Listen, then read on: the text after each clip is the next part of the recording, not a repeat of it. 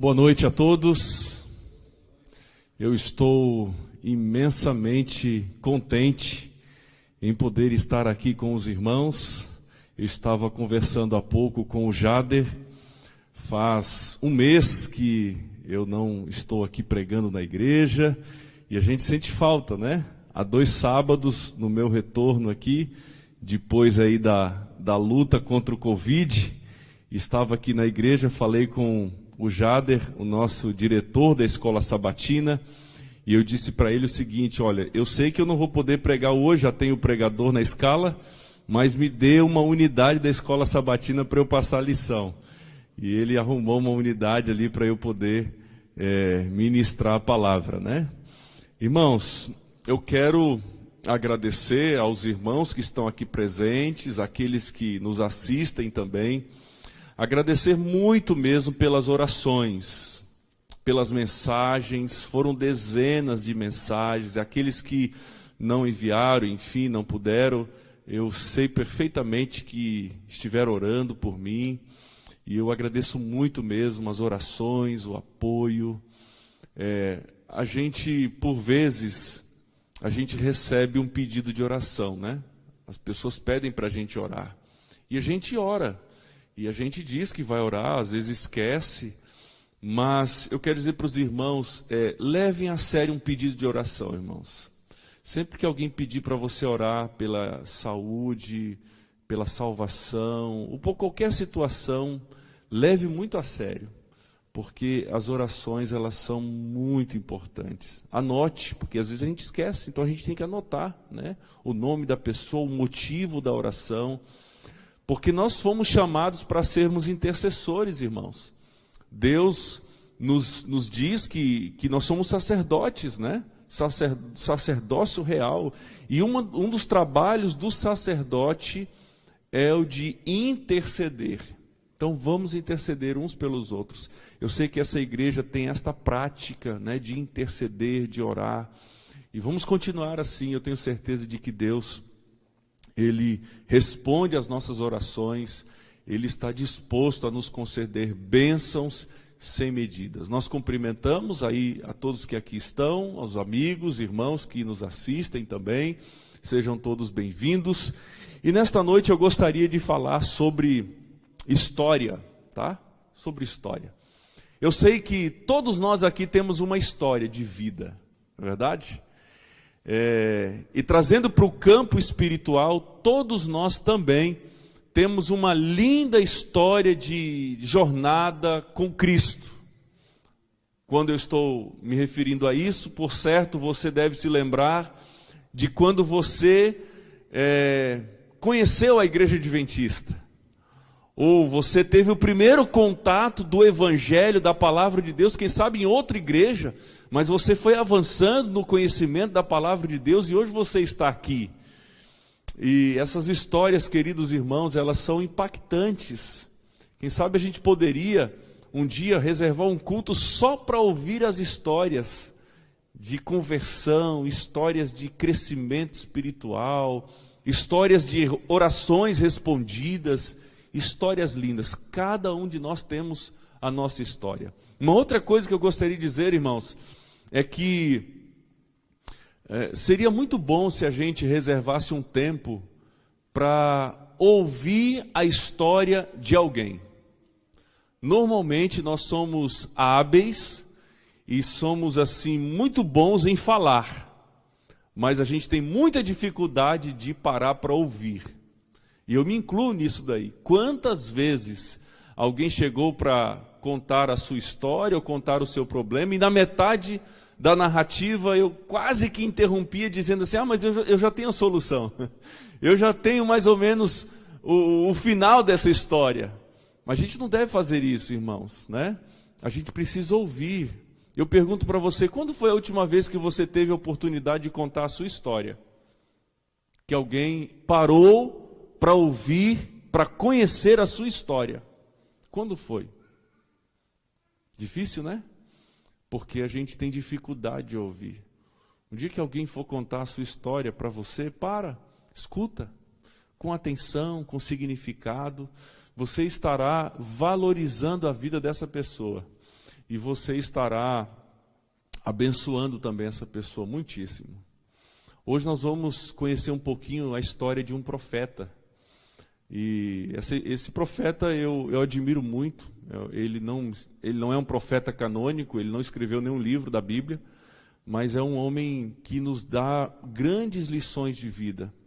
E eu gostaria de estudar um pouquinho nesta noite a história de Eliseu.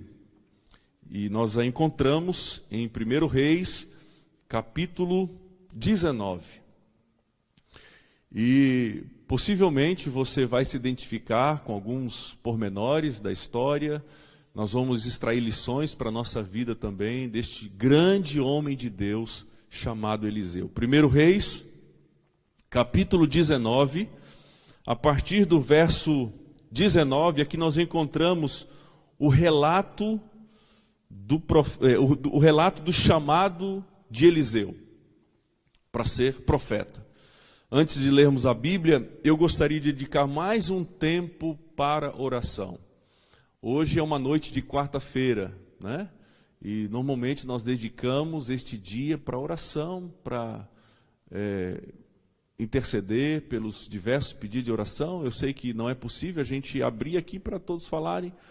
Nós estamos transmitindo o culto também, mas eu gostaria de perguntar: há alguém nesta noite que aqui está presente ou que está em casa assistindo esta mensagem? Você pode escrever aí no chat ali, escrever no lugar em que a gente pode colocar as mensagens, que tenha um agradecimento no coração. Você pode levantar a mão? Se você tem um agradecimento no coração, levanta a sua mão aí. Ok? Amém? Pode baixar. Você tem um pedido especial de oração nessa noite? Você tem um pedido especial de oração? Nós temos aí algumas mãos levantadas. Deus conhece o seu pedido de oração. Deus conhece a sua inquietação, a sua aflição, a angústia do seu coração, talvez.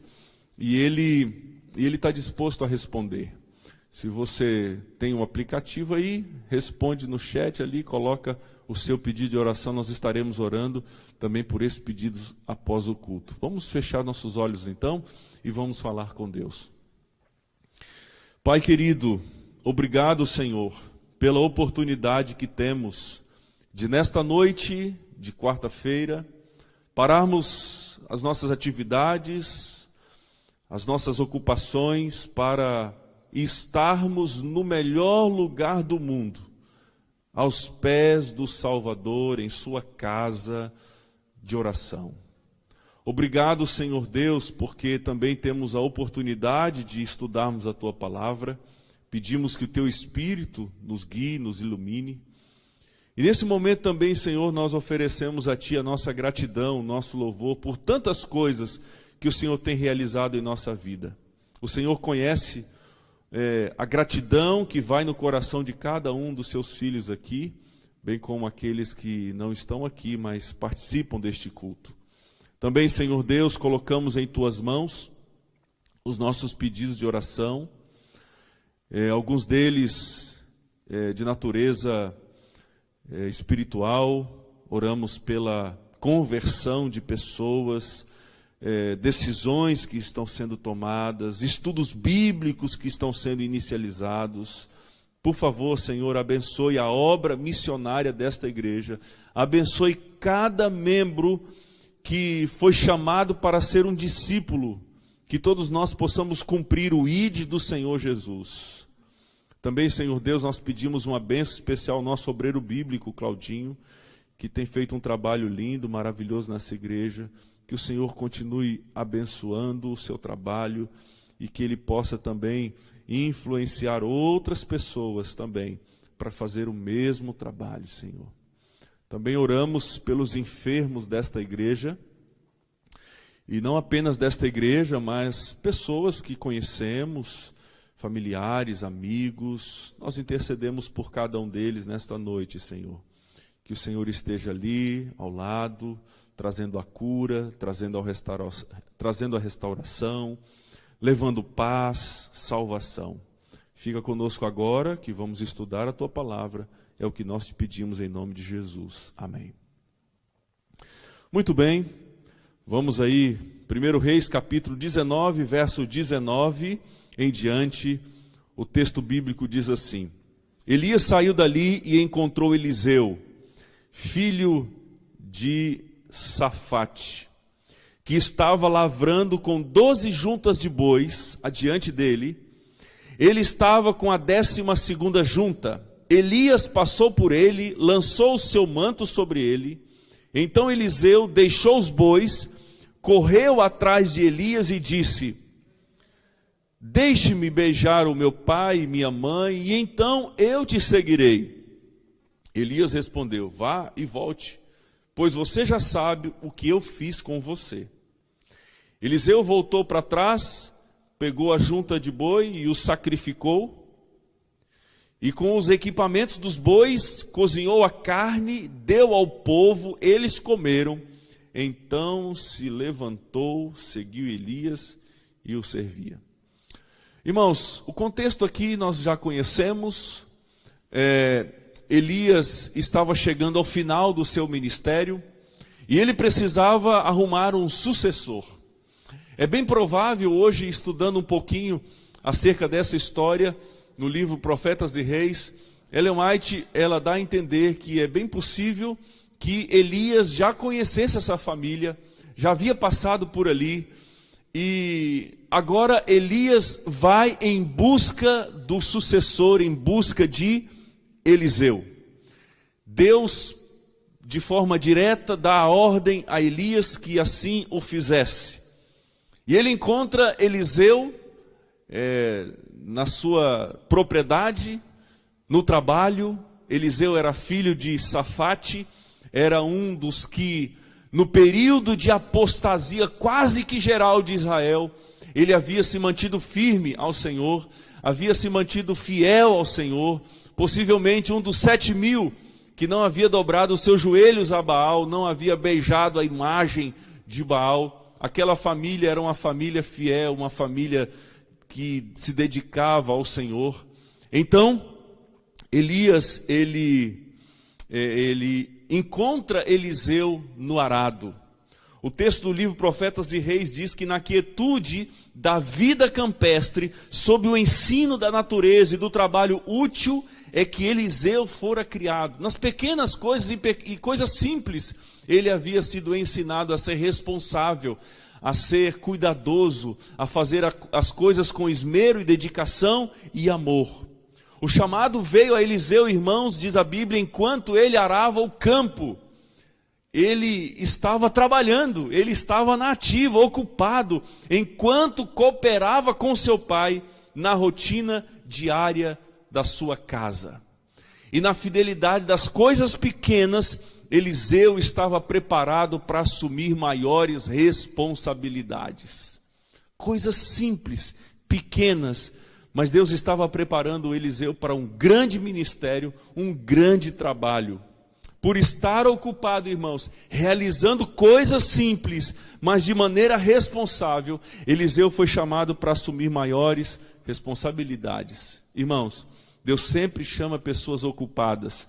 Deus sempre chama pessoas que já estão com a mão no arado para que ocupem novas responsabilidades ou maiores responsabilidades. Às vezes a gente fica um pouco temeroso, não é verdade? Quando recebemos uma incumbência, quando recebemos uma missão, mas o mesmo Deus que chama é o mesmo Deus que capacita, é o mesmo Deus que provê os recursos necessários para nós fazermos o trabalho. Então a gente não precisa temer. A gente só precisa confiar e saber que Deus é o provedor de todas as coisas. Agora, irmãos, Elias, ele passa por Eliseu. E em um ato simbólico, ele lança o seu manto sobre Eliseu. E Eliseu entendeu o que significava aquilo. Eliseu compreendeu perfeitamente.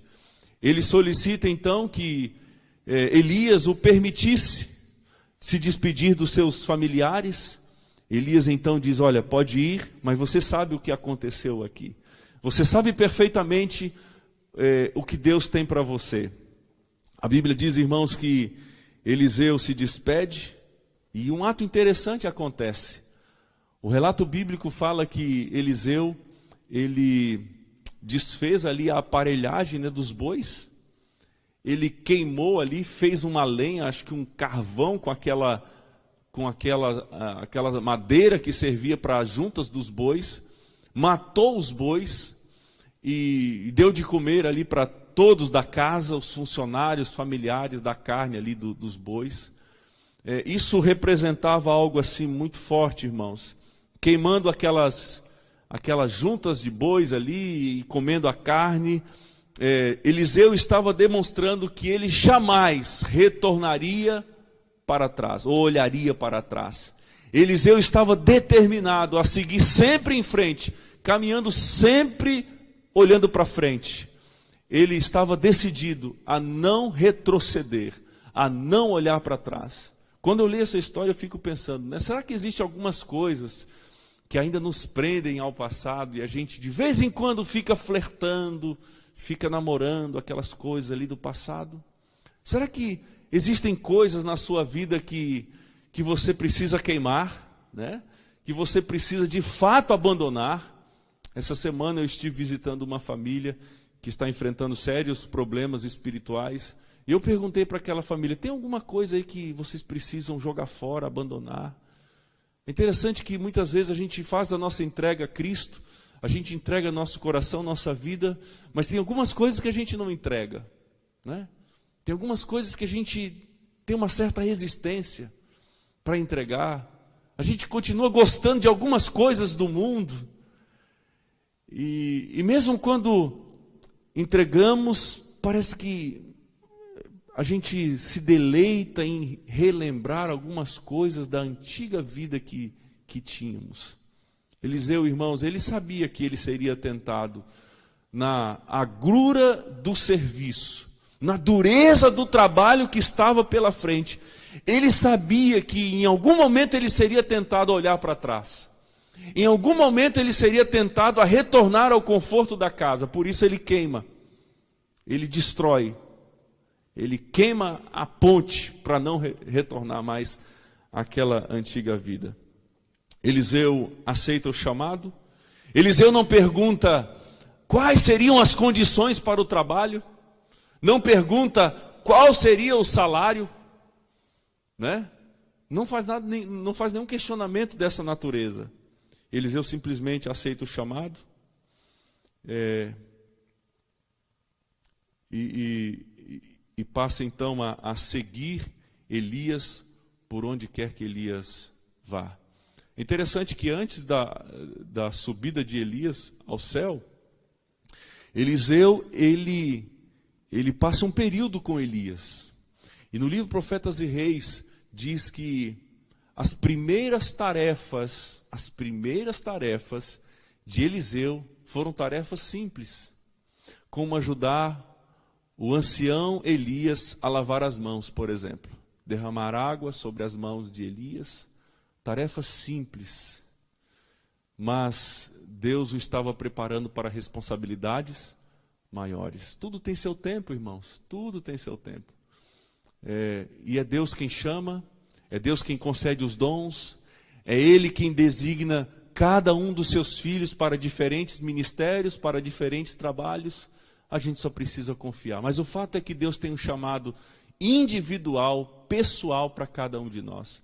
Nesse mesmo livro, Profetas e Reis, página 222, Ellen White ela diz o seguinte: não importa, olha só que interessante, irmãos, não importa se você seja um ministro da palavra, ou um médico, ou um comerciante, dona de casa, fazendeiro, profissional, mecânico, a responsabilidade repousa sobre todos nós. Não importa qual a sua profissão. Nesse mesmo parágrafo ela diz assim que uma pessoa que trabalha na lavoura, né, que trabalha ali na roça, mas o faz com esmero, com dedicação, com amor e responsabilidade, é tão valiosa essa pessoa aos olhos de Deus quanto um pregador. Uma mulher que cuida dos filhos, educando-os no caminho do Senhor, essa mulher é uma missionária dentro da sua casa. E Deus fica honrado com o trabalho de uma mulher que cuida, de uma mãe que cuida dos seus filhos, guiando-os ao Senhor. E aqui o texto termina dizendo: sua obra, a obra de todos, não importa a profissão, desde que seja honesta e honrada, a sua obra deve revelar aos outros o evangelho da salvação. Toda atividade, ela diz, em que se empenhe, deve ser um meio para este fim, para a pregação do evangelho. Amém?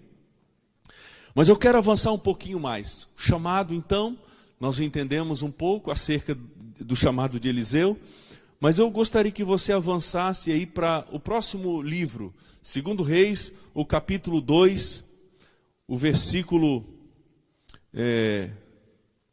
deixa eu ver onde é que está aqui. O capítulo 2, o versículo 1. Aqui, irmãos, nós encontramos a última caminhada de Elias, os últimos momentos do seu ministério, a sua última viagem, e Eliseu, o seu servo, o seu auxiliar, o acompanhando. A partir do verso 1, a Bíblia diz que Eliseu passa a seguir o profeta, por onde quer que fosse, na difícil tarefa de repreender o pecado, motivar o povo a servir com amor o único Deus verdadeiro. Eles precisavam passar por alguns lugares. E são mencionados esses lugares, que na verdade eles eram pontos de escola de profetas. O primeiro lugar que é mencionado aqui, irmãos, é a cidade de Gilgal. A Bíblia diz que quando o Senhor estava para tomar Elias no redemoinho, Elias saiu de Gilgal em companhia de Eliseu. Então, o primeiro lugar na sua caminhada, na sua jornada, é Gilgal. E é interessante, irmãos, os lugares por onde os dois passam são lugares, digamos assim, que nos ensinam algumas lições da nossa caminhada da salvação. Gilgal quer dizer lugar de salvação. Por certo, ele se lembrou de alguns fatos emblemáticos na história de Israel que aconteceu em Gilgal. Elias queria transmitir àquele sucessor, aquele jovem aprendiz, que ele precisava ter em sua vida uma Gilgal, lugar de salvação. Ele precisava ter a certeza da salvação em Deus. Você sabe que a principal bênção da salvação é a certeza dela.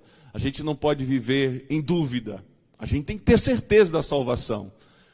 Em Cristo Jesus, mas eu tenho certeza da salvação em Cristo Jesus. Aquele que está em Cristo, nenhuma condenação há. Gilgal, queridos, na minha jornada espiritual, eu preciso ter a minha Gilgal. Ela é minha retaguarda, é o ponto de partida. Eu preciso ter essa certeza. E eles passam então por Gilgal. O segundo lugar por onde passam é a cidade de Jericó.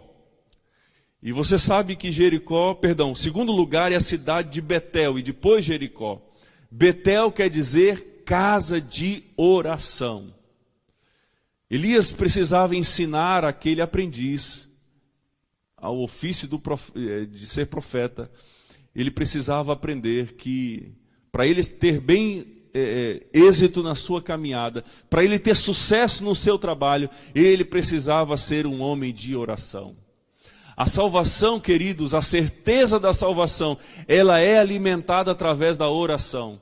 Nós passamos a ter a certeza da salvação em Cristo quando nós temos uma rotina de oração, quando nós temos um estilo de vida de oração. Como está a sua oração em sua vida?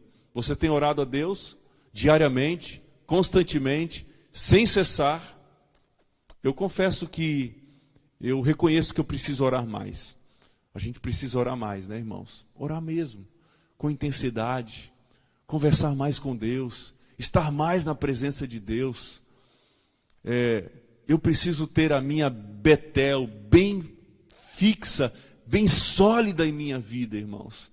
Caso contrário, a minha vida espiritual será um fracasso.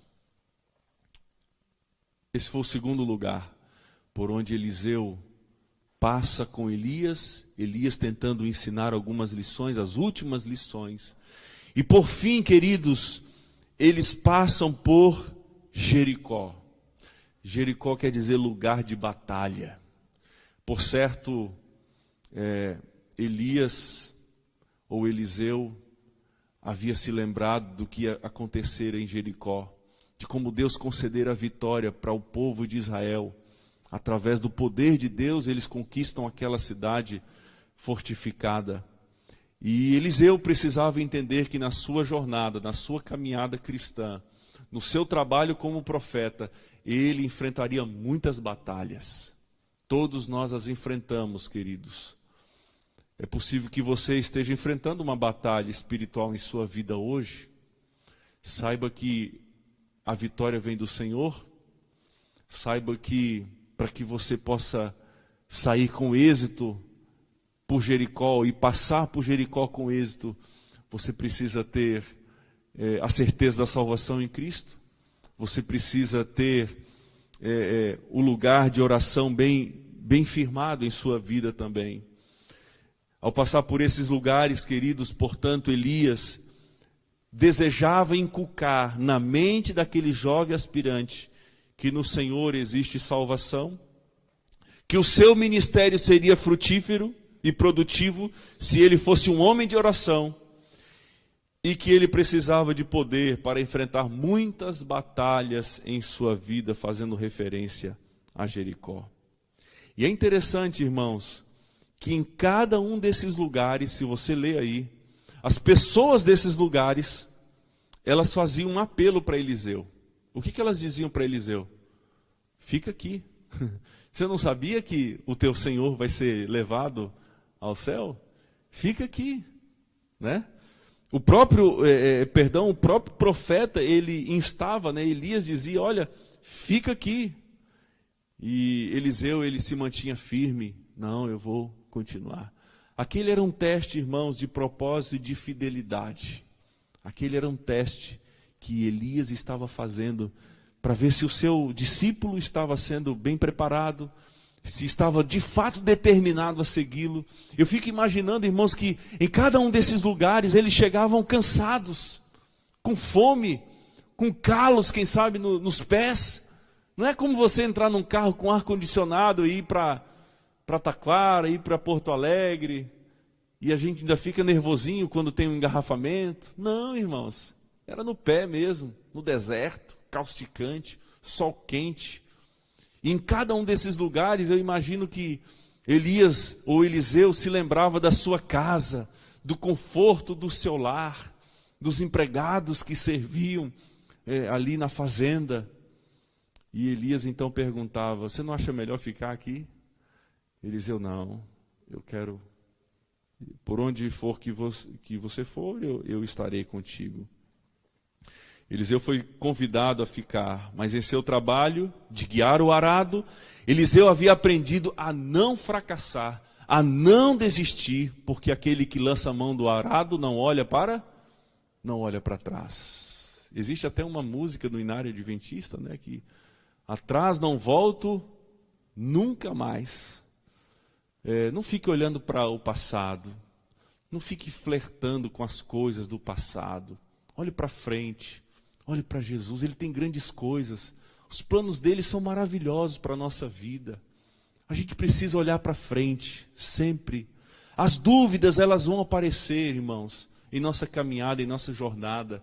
Mas você não pode alimentá-las. Você precisa desenvolver a tua confiança em Deus. Quando eu estava lá no hospital, nos dias ali, todos os dias eu orava, fazia o meu culto ali na cama mesmo.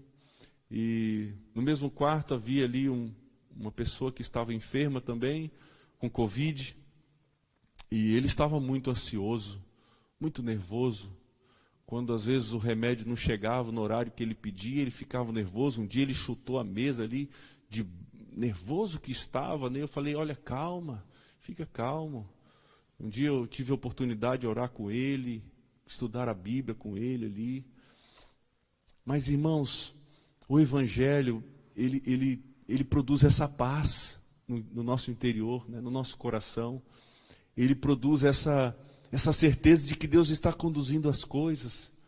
A gente não pode olhar para trás, nós não podemos ficar flertando com o passado.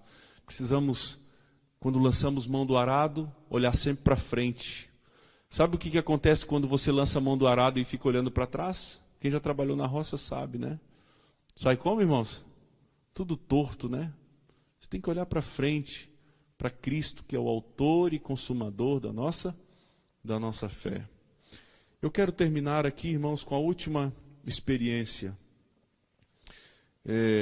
Você pode avançar um pouco mais.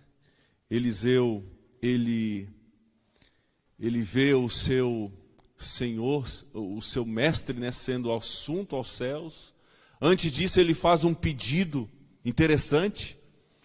Ele pede porção dobrada do Espírito de Deus. E eu fui dar uma estudada sobre isso, porque durante algum tempo eu ficava pensando, mas será que não foi um pedido assim um tanto egoísta, né? Presunçoso? Olha, eu quero ter o dobro do teu Espírito. Não foi isso que ele pediu, irmãos. Ele fez referência, na verdade, Eliseu fez referência, ele conhecia as Escrituras, a um texto que está em Deuteronômio, capítulo 21, verso 17, se você quiser ler ali. Mas o contexto, irmãos, ali de Deuteronômio, é quando um homem tinha duas mulheres. Vejam só, se um homem possuía duas mulheres, e ele amava mais uma do que a outra, e o primogênito era filho da que ele amava menos, então ele poderia ter assim a tendência de querer dar a herança para o filho da mulher que ele amava mais. Mas isso era contrário à lei. Ele teria que dar a herança ou o direito da primogenitura ao mais velho. E era porção dobrada, né? Porção dobrada. Então Eliseu faz referência a esse texto.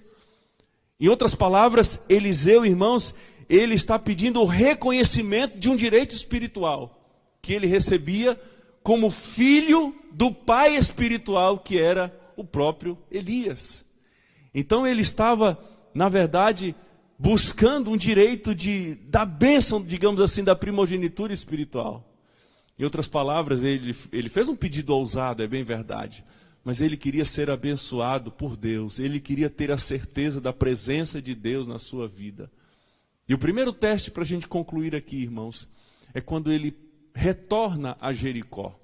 Você encontra ali no verso 19, Eliseu retorna, porque ele já havia passado por Jericó.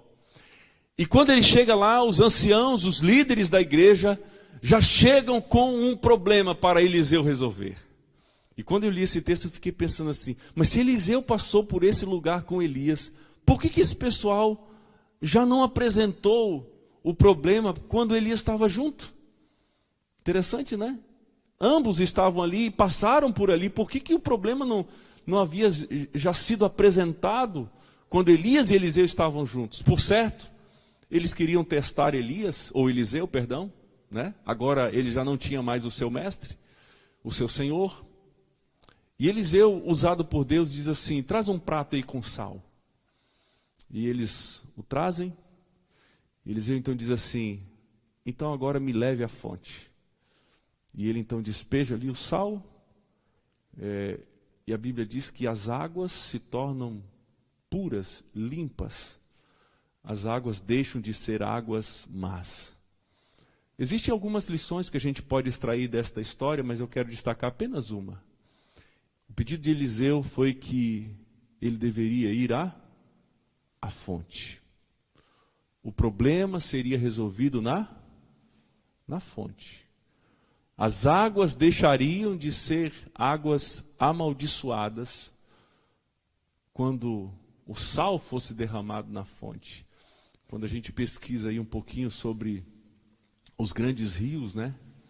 A gente descobre que a maioria deles nascem lá no alto, na serra, né? O Rio São Francisco do Nordeste, ali que passa boa parte do Nordeste, ele, se eu não me engano, ele nasceu na Serra da Canastra, lá no alto. O Rio Amazonas também nos Andes, lá no alto. É do alto que vem a força, irmãos, que vem o poder.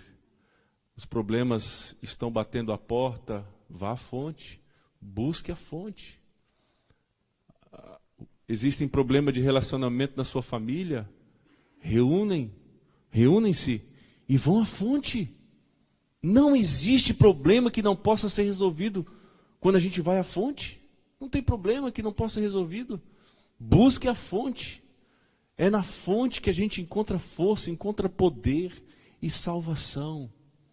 Que Deus te ajude a entender isso, que Deus nos ajude a desenvolvermos esses aspectos importantes da nossa caminhada espiritual. E assim, queridos, nós estaremos prontos, preparados para quando Cristo voltar. Quando Cristo voltar, nós vamos poder apresentar a nossa família, a nossa casa, o nosso lar, a Cristo, a Deus. Dizer: Senhor, obrigado, porque eu aprendi a ser um homem, uma mulher de oração. Eu aprendi a enfrentar as batalhas quando passava por Jericó, na tua presença. Aprendi que em Cristo Jesus existe salvação. O Josias vai cantar um hino. Esta música eu acho muito bonita. Ela nos fala sobre a volta de Jesus, né? Sobre esse dia glorioso que nós vamos estar com Cristo. Mas enquanto Cristo não vem, enquanto esse dia não chega, que a gente possa desenvolver uma fé firme, sólida, intensa, perseverante, e assim possamos estar em pé, prontos, preparados, quando Cristo voltar. Se você deseja tomar essa decisão, enquanto você estiver ouvindo a música, fale com Deus, entregue mais uma vez a sua vida a Ele, e ao final nós vamos orar ao Senhor. Amém.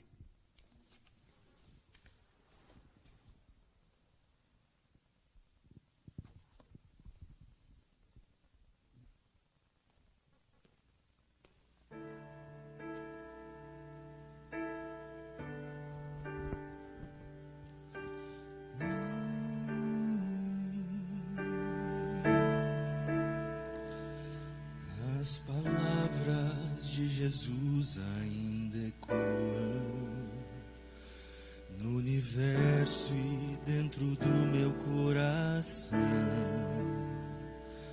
Foram ditas pelo Mestre há tanto tempo, mas são tão incrivelmente atuais. Quando vejo as notícias, vejo o mundo quase a ponto de se desintegrar.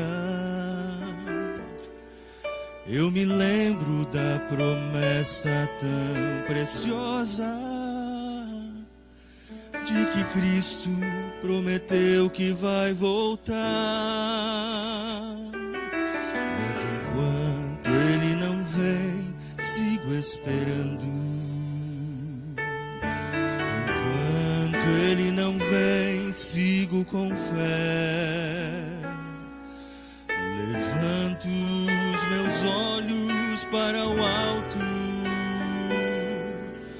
Meu coração me diz que Ele está vindo. E vivo os meus dias pensando, pode ser hoje. Talvez um dia ou dois depois de amanhã. O que importa saber é que Ele volta e vem para recolher os que já são seus.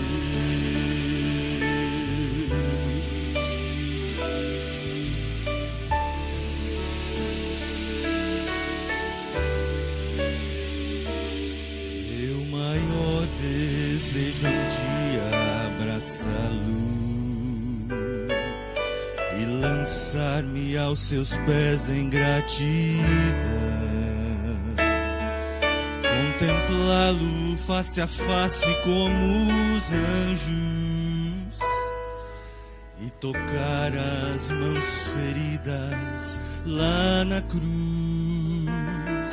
Quando penso que esse dia está chegando, quando o mal já não mais existirá, eu me animo e recobro minhas forças, na certeza de que o céu será meu lar. Mas enquanto ele não vem, sigo esperando. Enquanto ele não vem, sigo com fé. Levanto os meus olhos para o alto. Meu coração me diz que ele está vindo. E vivo os meus dias pensando, pode ser hoje. Talvez um dia ou dois depois de amanhã. O que importa saber é que ele volta e vem para recolher os que já são seus. E vem para recolher os que já são seus.